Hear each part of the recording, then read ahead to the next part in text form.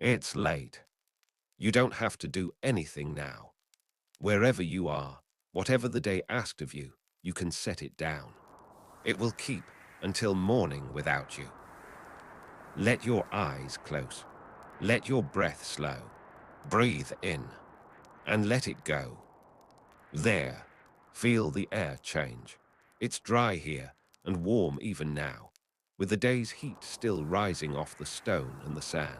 There's a faint smell of dust and river water somewhere far off, and the cool, clean edge of a desert night coming on. We've gone a long way back tonight. Not so long ago, you and I stood beside a great fire on the sea at the top of a lighthouse, watching its keeper feed the flame through the dark. Tonight we've come south, and much further back in time, to something far older and far more silent. There is no fire here. There is no sound but the wind.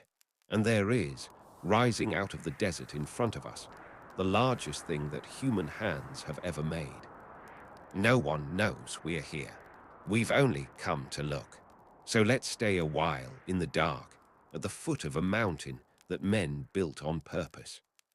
Let your eyes adjust.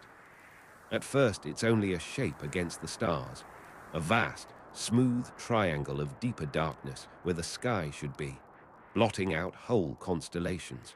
And then the moon comes a little clearer from behind a thread of cloud, and the shape catches the light, and you understand what you're looking at, and it takes the breath out of you. It's white. The whole enormous thing is sheathed in pale stone, polished so smooth and fitted so close that in the moonlight it looks less like a building than like a single mountain of light, carved in one piece and set down here at the edge of the world. It rises and rises, narrowing as it climbs, until its peak is so high above us that you have to tip your head all the way back to find it, a point lost among the stars. This is not the broken, bare, step-sided pyramid that people far in the future will know. Tonight it is new. Tonight it is finished and perfect, and clad head to foot in gleaming white limestone, every surface true. The four great triangular faces sloping up to meet at a single point.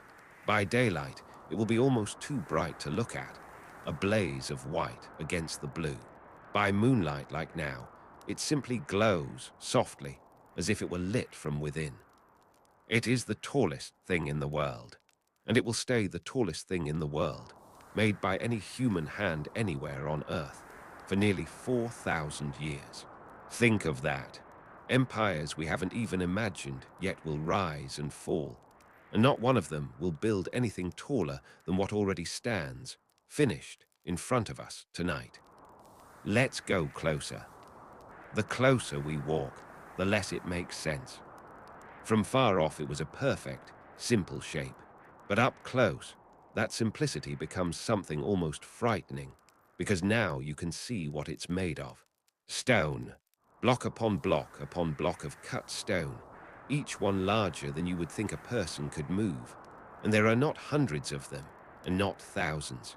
There are more than 2 million.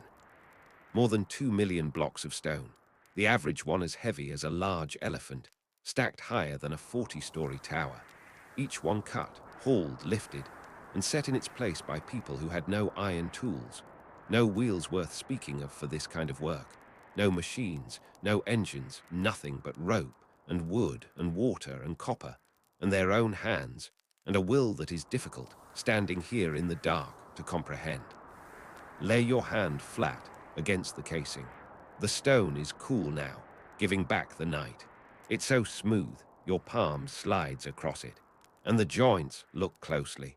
The joints between these great stones are so fine, so tightly fitted, that you couldn't slip the blade of a knife between them. Across a surface the size of several fields, stones weighing tons, each are set against their neighbors as snugly as the pages of a closed book. By hand, with water and string and patience, and a kind of care we have almost no word for. How? That's the question this whole quiet mountain asks, over and over into the dark. How did they do this? Stay with me. Because the answer is even more remarkable than the question, and we have all night.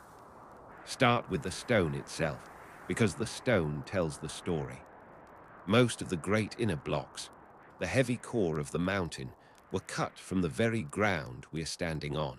Just there, a little to the south, the desert floor is scarred where they quarried it, hewing the limestone out of the bedrock in enormous pieces, so that the pyramid is, in a sense, made of the plateau it sits on, raised up out of the earth and stacked toward the sky.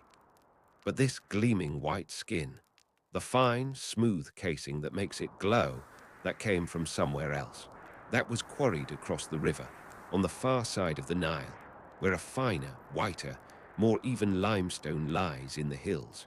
They cut it there and floated it here, block by block, across the water. And the hardest stone of all, the dark granite that lines the most important chambers deep inside. Stone so hard it turns the edge of a copper tool that came from very far away, hundreds of miles to the south, up the river, at the place where the Nile runs over its first great rapids. They quarried colossal blocks of granite there, some weighing as much as 80 tons, the weight of a dozen elephants in a single stone, and brought them all the way downriver to this spot. 80 tons of rock, moved hundreds of miles by people in reed and wooden boats 4,500 years ago. We know they did this. We are not guessing.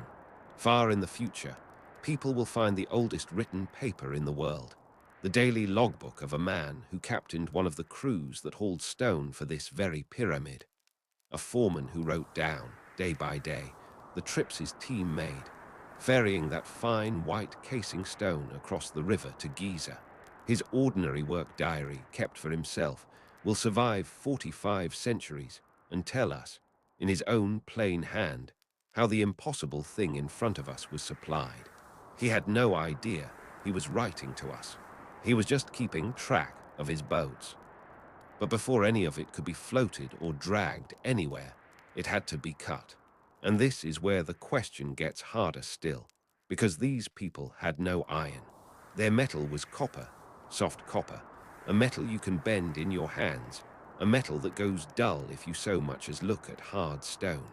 And yet they cut limestone by the millions of tons, and granite, which is harder than their copper by far. How? With patience and cleverness and sand. For the softer limestone, copper was enough, copper chisels and saws, and wooden wedges driven into cut slots and then soaked with water, so that the wood swelled and split the rock along the line they wanted.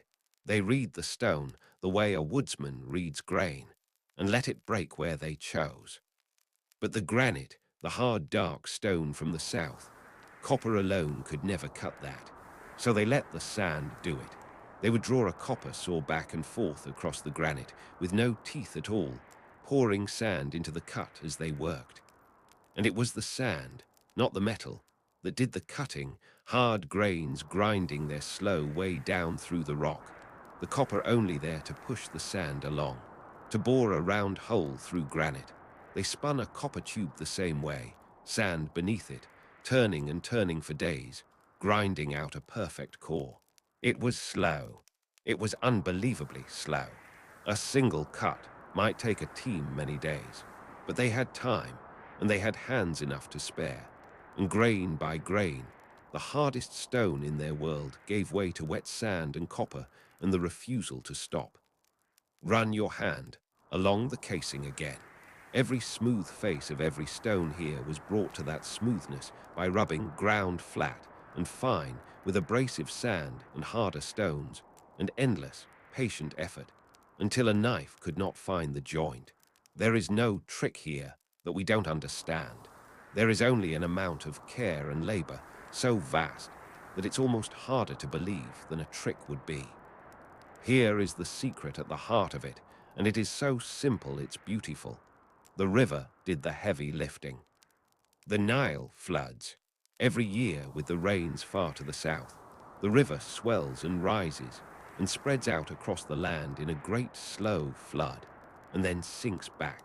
The people of this land built their entire world around that rhythm, and they built this pyramid around it too. When the flood came, the water rose high enough to float heavy barges right up close to the plateau.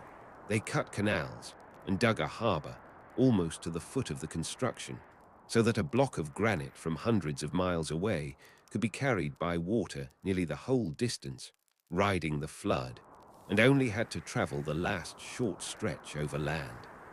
So picture the worksite not as a desert, but as a waterfront. Barges riding the high flood, a harbor busy with stone, the river itself, the great artery of this whole civilization, brought up to the door of the tomb to deliver its blocks. The flood that fed every field in the land also fed the building of the largest structure in the world. They didn't fight the river. They waited for it and let it carry the weight. But the river could only bring the stone so close. The last part across the sand and up, that was muscle. For the journey over land, they laid the great blocks on wooden sledges, heavy wooden sleds, and dragged them. And here, again, they were cleverer than we tend to imagine. Dragging a massive stone across dry desert sand is brutal work. The sand piles up in front of the sled and fights you the whole way. But pour water on the sand ahead of the sledge, just the right amount, damp but not flooded, and something changes. The wet sand firms up. It stops bunching. The sled slides over it with a fraction of the effort. There is, on a wall far from here, a painting of exactly this, a colossal statue being dragged on a sledge by rows of men, and standing on the front of the sled, a single figure pouring water onto the sand in the sledge's path. For a long time, people thought he was performing some ritual. He wasn't. He was doing physics. He was the reason the whole thing could move at all. So they wetted the sand, and they pulled. Teams of men hauling on ropes, chanting together to keep the rhythm, heave and rest, and heave again, walking these heavy blocks across the desert one slow pace at a time. And block by block, the mountain grew. Now, who were they, these people on the ropes? For thousands of years, people will tell a story about this place, that it was built by slaves, whipped and starving, dying in their thousands under the lash to raise a tyrant's tomb. It's a powerful image. It's also, as far as we can tell, simply not true. The people who built this were not slaves. They were workers, skilled, organized, fed, housed, and paid. We know this because their town was found right here beside the plateau. A whole settlement built to hold them, with bakeries turning out bread by the thousands of loaves, breweries making the beer that was a daily ration, storerooms, workshops, and the bones of countless cattle and fish hauled in to feed them. They ate well, better than many ordinary farmers of their day. This was not a death camp. It was something closer to an enormous national project, a public works on a scale the world had never seen. They were organized into crews, and the crews had names, proud names, gang names, painted in hidden corners of the stone where no one was ever meant to see them. The friends of Khufu, the drunkards of Menkora, working men naming their teams, leaving their mark inside the walls of eternity like a signature scratched where only the future would find it. And here is the detail that stays with me most. Near the pyramid, the builders had their own cemetery, and in it, the bones tell a gentle story. Workers who broke a leg or crushed a hand were not discarded. Their injuries were set and splintered and healed. Someone cared for them.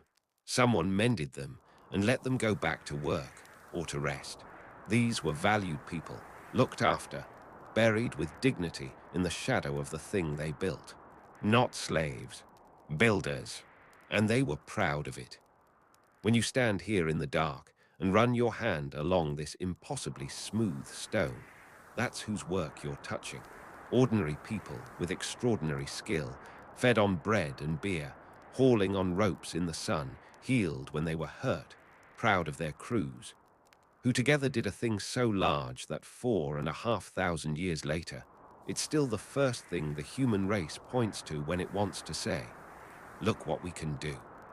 Come down with me, off the plateau, just for a little while. Their town is close, and at this hour it's asleep, and I want you to feel how ordinary it is, how human, at the foot of something so far from ordinary.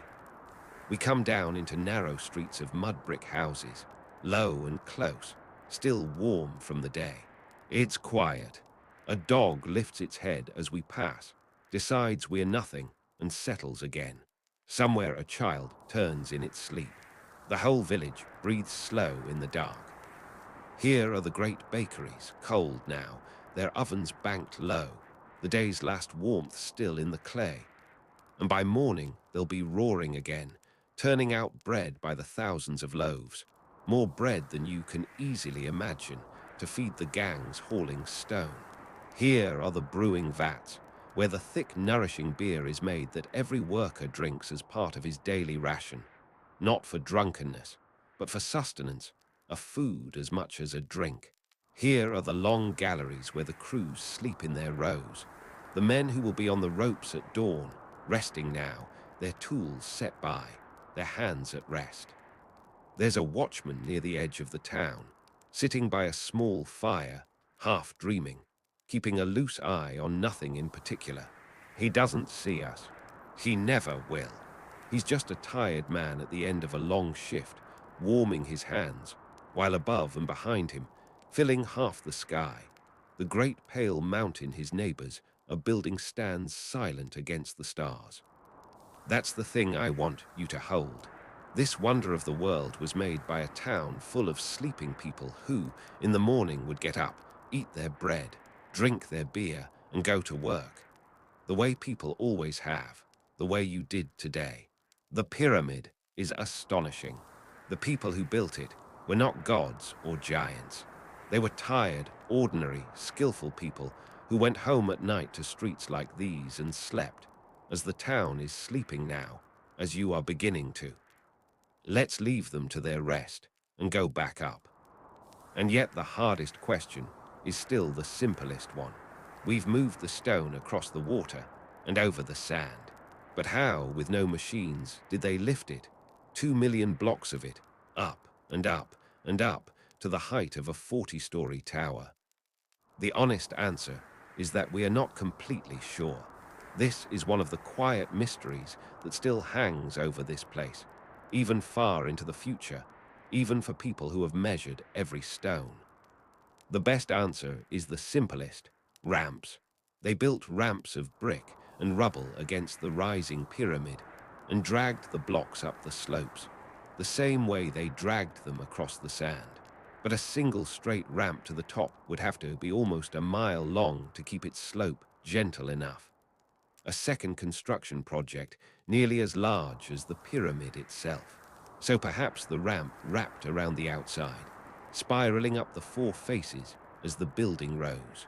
Or perhaps it climbed inside the pyramid, hidden in the body of the stone, a secret staircase the builders carried their burdens up, sealed away inside when the work was done. People will argue about it for centuries. The pyramid keeps its secret. It rose, somehow, block by block, by the strength of ramps and ropes and tens of thousands of patient hands, and the exact shape of how is a riddle it has never fully given up. Let that be all right. Some things are more beautiful for staying a little unsolved. We don't need to know exactly how, to feel the weight of that it was done at all. While we're talking of what they knew, stand back and look at the shape again, and understand how exact it is, because the precision is almost harder to believe than the size. The four corners of this enormous base are almost perfect right angles. The four sides are very nearly the same length, out of stones stretching the length of several streets. And they are level, the whole vast footprint level, top to bottom, across all that ground, to within the thickness of your thumb, across a base that you could lose a village inside.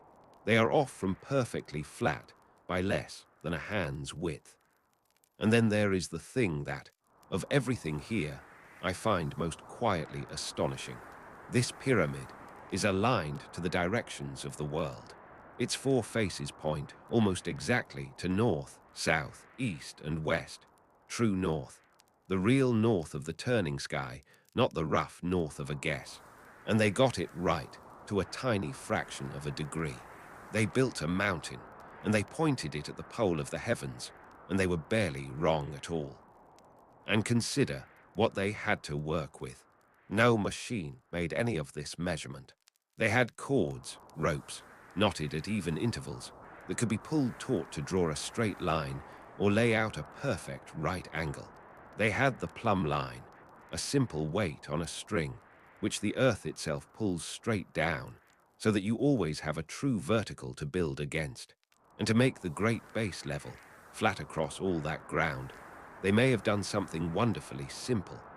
Cut shallow channels into the bedrock and filled them with water, because water always finds its own perfect level, and then measured down from the still surface of the water to set every point of the foundation to the same height. The earth's own gravity and the stillness of water borrowed as tools. Nothing they used was complicated. What was extraordinary was the care and the patience and the refusal to accept close enough. How do you find true north with no compass in a world that doesn't yet have one? You watch the sky. You watch the stars wheel around the still point at the top of the night, the point everything turns around. And over long, patient nights, you mark where they rise and where they set. And you split the difference, and you find the line that runs true. They were watchers of the sky. These people, careful and exact, and they wrote what they learned into stone so well that the building still points where they aimed it, after the fall of every civilization that came between. This isn't a pile of rocks. It's an instrument, a mountain built to the measure of the sky. So now the deepest question, not how, why? Why would anyone do this? Pour the strength of a whole kingdom for 20 years into a single mountain of stone? The answer is in what it is. For all its size, this is a tomb. The whole vast thing, every one of its 2 million blocks, was raised to hold and to protect one man, and to launch him into forever. His name was Khufu. He was the king, and to his people, the king was not merely a ruler. He was something closer to a god walking among them, the living link between the people and the powers that made the world turn, the one whose right order kept the river flooding and the sun rising and the land alive. And when such a one died, he did not simply end. He was meant to journey on, to rise, to join the sun on its endless circuit across the sky, to take his place among the stars that never set, the ones that wheel forever around that still northern point the pyramid is aimed at.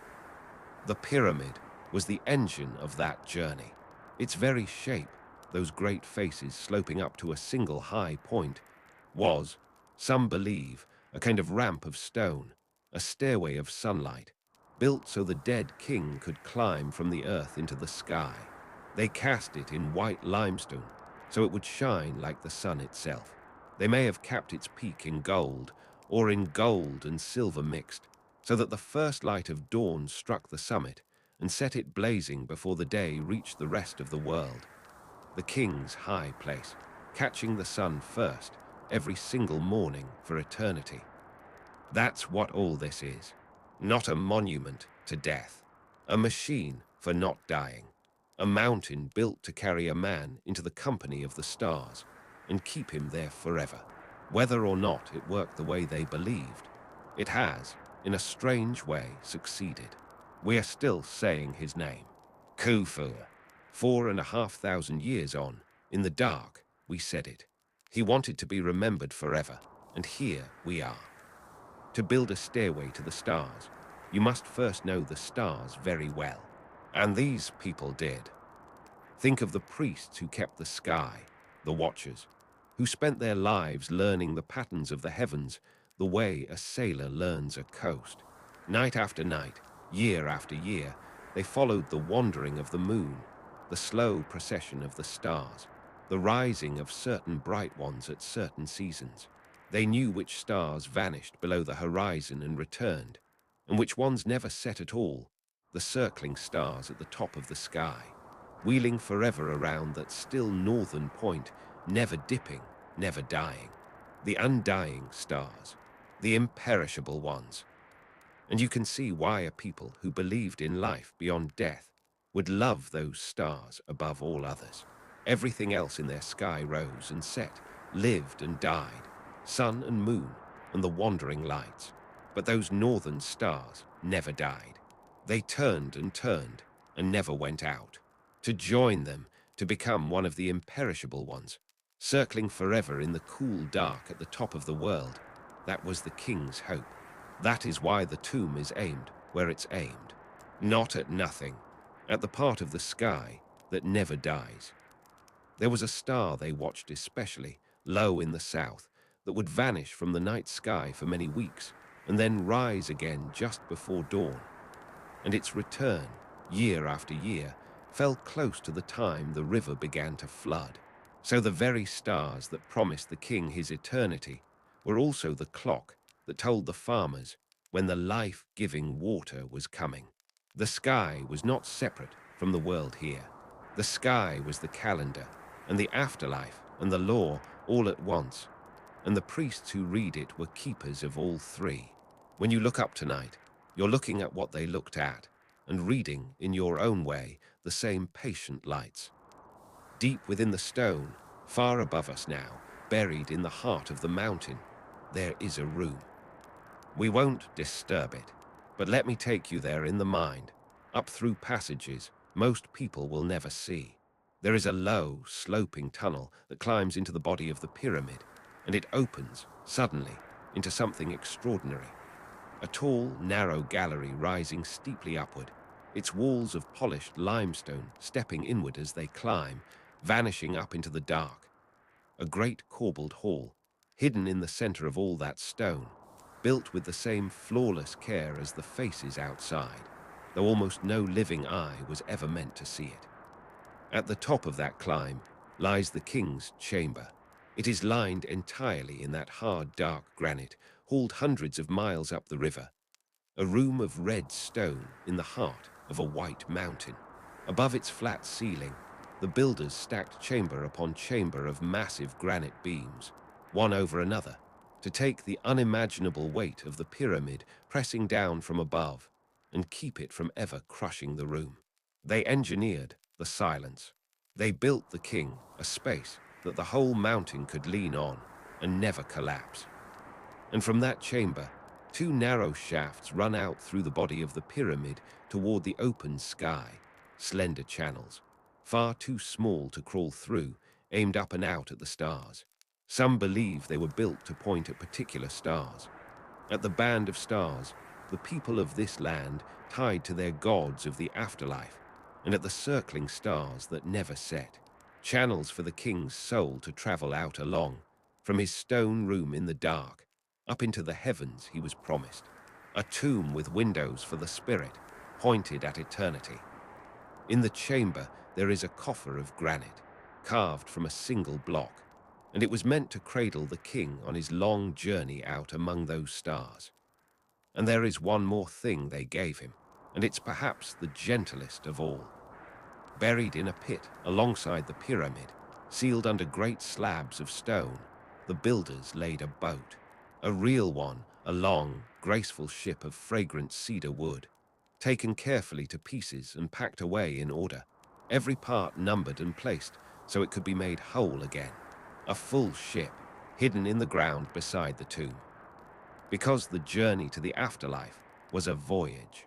The sun crossed the sky in a boat, in their understanding of the world, sailing the heavens by day and the underworld by night.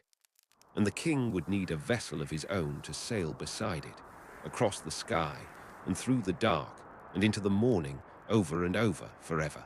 So they gave him a ship. They buried it whole and waiting, fragrant cedar sealed in stone, a boat for a voyage with no water and no end. And it waited there, in the dark, in perfect order, for 4,500 years, ready to be reassembled and to sail. There is something almost unbearably tender in that to me. The care of it, the packing away of a whole ship, plank by numbered plank, so a dead man would not have to cross the heavens on foot. Step back out, in your mind, into the night air, and look at the world this mountain sits in. Below us, beyond the edge of the plateau, the land falls away to the river. You can just make it out, a darker darkness, a faint sheen where the moon touches moving water. The Nile, the reason for all of this, the reason there is a kingdom here at all. To the people of this land, the world is divided into two kinds of ground. The black land, the rich dark soil along the river, flooded and fed every year, where the living grow their food and build their homes. And the red land, the desert, the dry waste beyond the reach of the flood, where nothing grows, where the sun is fierce and the nights are vast. And it is no accident that the dead are housed out here, on the edge of the red land, on the western side, where the sun goes down. The west, where the sun dies each evening, is the land of the dead. The living stay by the river in the black land, in the green and the noise and the day. The dead come out here, to the high dry desert, to the silence to the west, to wait among the stars. We are standing tonight in the city of the dead, and it is the grandest city this civilization will ever raise, grander than any palace of the living, because the living are only passing through, and the dead are meant to stay forever. All around us in the dark are the smaller tombs, the families, the officials, the priests, the nobles, laid out in neat streets of stone around their king, so that even in death they might attend him, gathered around the Great Pyramid like a court around a throne. A whole society, arranged for eternity, with the King's Mountain at its heart. And this is only the beginning of it. Tonight there is one great pyramid here, finished and gleaming. But stand with me and look out across the dark plateau, and let me tell you softly what is coming to this place. The king's son will not be content to be buried in his father's shadow. He will raise his own pyramid just there on slightly higher ground, so that its peak seems to stand as tall as his father's, though the mountain itself is a little smaller. A son's quiet answer to a father written in stone, and his son in turn will build a third, smaller again, completing the three that will one day stand together in a line across this desert, famous to the whole world for as long as there is a world to be famous in. And one of them will set a guardian here. Out of a great outcrop of stone left over in the quarry, his masons will carve an enormous lion with the face of a king, a vast crouching figure, gazing east toward the rising sun, set to watch over this whole city of the dead. It will sit and watch the sunrise for so many thousands of years that the desert will rise up and bury it to the neck, and people will forget who made it or why, and dig it out, and wonder again and again across the ages. None of that is here yet. Tonight there is just the one mountain, and the dark and us, but the plateau is waiting for all of it. This single perfect pyramid is the first word of a sentence that will take 3 generations to finish and 4,000 years to read. Let's just be still now, for a while. Feel the night, the stone beside us, giving back the last of the day's warmth, the cool, dry air moving off the desert, the enormous silence, not an empty silence, but a full one, the silence of something finished, something that took the strength of a whole people and 20 years of their lives, now standing complete and quiet under the stars, doing the one thing it was built to do, lasting. There is nothing to decide here. Nothing is happening, and nothing needs to. The watchmen at their small fires are drowsing. The workers' town is asleep. The river runs on in the dark, and the mountain simply stands, as it will stand through everything that is coming, pointing at the pole of the turning sky, holding its king and his ship and his red stone room, waiting out the centuries the way the desert waits out the day. Breathe in and out. There's all the time in the world here, more time than anywhere. This place is made of time. I'll tell you softly what the centuries will do not to trouble your sleep, but because there's a strange comfort in it. This gleaming white skin we've been touching, this casing that makes the whole pyramid glow, it will not last. Far in the future, long after the kingdom that built it has passed into legend, people will come and strip these smooth white stones away, one by one, and carry them off to build a great city downstream. The mountain will be undressed, its bright skin quarried for houses and walls and mosques, until only the rough-stepped core beneath remains, the bare, broken, climbing shape that the distant future will know and still find astonishing. The gold at its peak will go. The sealed chambers will be opened. The king's coffer found empty, his treasures long since carried off into the dark of history. The boat will lie forgotten in its pit. The names of the work gangs will sleep unseen in the hidden stone. And yet, it will still be here. Stripped, broken into, robbed, weathered by 45 centuries of sun and sand, and still standing. Of all the wonders the ancient world will boast of, every other one will fall and crumble and vanish, until they survive only as words in old books. This one, this mountain, tonight, in front of us, will be the only one still standing. The last wonder left, diminished and undefeated. The king wanted to last forever. He did not, perhaps, in the way he imagined. No soul sailing the starboat, no body in the red stone room. But the mountain he raised to carry him has outlasted everything, every empire, every rival marvel, every certainty of every age that followed. It is still here. We are leaning on it. After all this time, it is still the thing that the whole human race points to and says, "We made that. We, with our hands and our ropes and our river and our will, we made that." But look to the east now. The sky there is no longer quite black. It's gone the faintest grey, the colour the desert goes before the sun.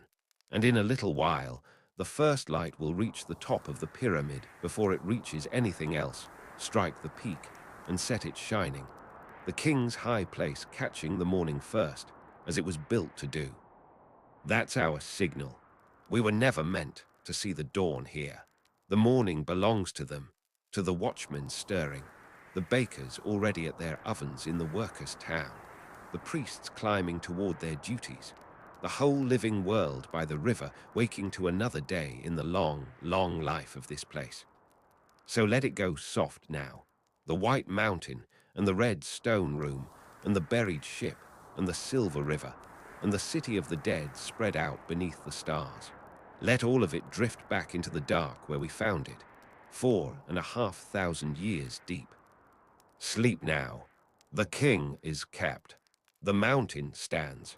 Nothing here needs you tonight. And I'll find another night, somewhere else in the long dark of the world, beside another of its vanishing wonders. There are more of them to see, you and I, while they still stand. And I'll come back for you.